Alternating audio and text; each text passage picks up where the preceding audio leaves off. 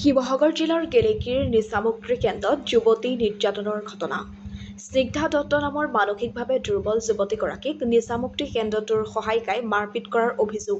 বিগত ছেপ্টেম্বৰৰ ২ তাৰিখে যুৱতীগৰাকীৰ মানসিকভাৱে দুৰ্বল হোৱা হেতুকে গেলেকীৰ জ্যোতিকেন্দ্ৰ নামৰ নিচামুক্তি কেন্দ্ৰটোত ভৰ্তি কৰোৱা হৈছিল। অত্যাধিক মাৰপিটৰ ফলত দুৰ্বল হৈ পৰা যুৱতীগৰাকীক পৰিয়ালৰ অজ্ঞাতে নিচামুক্তি কেন্দ্ৰটোৰ কৰ্তৃপক্ষই শিৱসাগৰ অসামৰিক চিকিৎসালয়ত ভৰ্তি কৰি পৰিয়ালৰ লোকক খবৰ দিয়ে। যুৱতীগৰাকীৰ সমগ্ৰ শৰীৰতে আঘাতৰ চিন। বৰ্তমান গুৰুতৰভাৱে অসুস্থ হৈ পৰা যুৱতীগৰাকীক শিৱসাগৰ অসামৰিক চিকিৎসালয়ত চিকিৎসাৰ বাবে ভৰ্তি কৰোৱা হয়। নিচামুক্তি কেন্দ্ৰটোৰ স্বত্বাধিকাৰী নাছিৰ খানৰ বিৰুদ্ধেও গুৰুতৰ অভিযোগ পৰিয়ালৰ।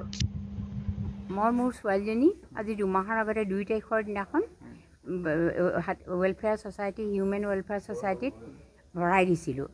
মেণ্টেল প্ৰব্লেম আছে হয়, কিন্তু সিমান নহয়। আজি 26 বছৰে মই তাক হেৰি কৰিলোঁ।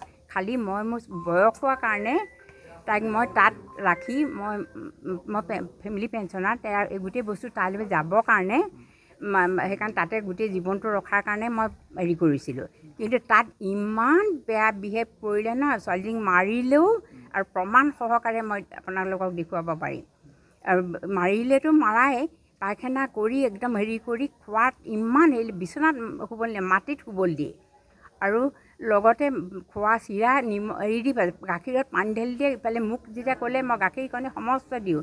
মই পইচা পেঞ্চনত বেছি নাপাওঁ কাৰণে মই কমটি দিব খুজিলোঁ। কৈছে মই 8,000 টকাতকৈ মই হেৰি কৰিব নোৱাৰোঁ বুলি ক'লে। তেনেকুৱা চলে মই উপায়বিহীন হৈ পেলাই মই 8,000 টকা দি দিলোঁ। উপায়বিহীন মাহিলী 8,000 টকা দিলোঁ। লগতে কিন্তু ইমানেই বেয়া ব্যৱহাৰ কৰিলে, মাৰি যেতিয়া দিছে মই সেইকাৰণে হেৰিয়াখতে দি দিছোঁ প্ৰমাণ সহকাৰে। তাৰ যিজনী সেইজনী মাৰি কোনোবা জোনমণি বুলি কৈছে, কেয়াৰটেকাৰ মাতে প্ৰায়ে নাহে। মালিক নাছিৰ খান। তেওঁ শিমলুগুৰিতো তেওঁৰ এটা হেৰি আছে। এতিয়া মই নাজানো। মই পাছত যেতিয়া হস্পিটেল পোৱাইছে তেওঁ কৈছে, আগদিনাখন কৈছে মোক, তেওঁ খবৰ দিছে কিন্তু মোক নক'লেই। পাছত যেতিয়া হস্পিটেল ইয়ালৈ আনিলে তেতিয়া কৈছে বোলে মই আপোনাৰ ছোৱালী এনেকুৱা অৱস্থা হ'ল কাৰণে মই ইয়ালৈ আনিলোঁ। কিন্তু আমাৰ ভতিজাজনীক কৈছে আগদিনাখনি লিগিপুৰলৈ লৈ গ'লোঁ। চব মিছা। মই আগৰবাৰ যাওঁতেও তেনেকৈ একেবাৰে ল' হৈ পেলাই মানুহজনী চুঁচৰি বাগৰি পেলাই হেৰিয়াত উঠাইছে। বেয়া মানে একেবাৰে বেয়া হৈ গৈছে। মই ক'লো নহয় বেলেগকৈ চাবা ইমান বেছি যে ভৰিত মাৰিছে, য'তে ত'তে মাৰিছে। মই দিছোঁ নে চিন এনেকুৱা মই সহ্য কৰিব পৰা নাই। মই ইমান মৰমৰ ছোৱালী আছিল তাই।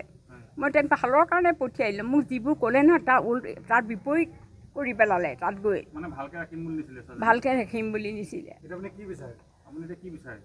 কি বিচাৰে? মই ন্যায় বিচাৰোঁ। তেওঁৰ ন্যায় বিচাৰিব লাগিব। এজনী মাক হৈ পেলাই মোৰ ছোৱালীক যেতিয়া এনেকুৱা হেৰি কৰিছে, মই বাৰে পঠিয়াই একেটা কথা কৈছোঁ, মই ন্যায় আছোঁ। মই সেইকাৰণে কৈছোঁ, মই যদি মৰিবলগীয়া মৰাশৰ লৈ গেলি যোৱাকৈ তাক চিচিয়াই দিলোঁ।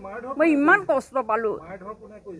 তাৰ কেয়াৰটেকাৰে ভুল কি কৰিলে, তাই মানে নেখাই গেষ্ট্ৰিক আলচাৰ হৈ পেলাই মানে বেয়া পায়খানা কৰি দিলে।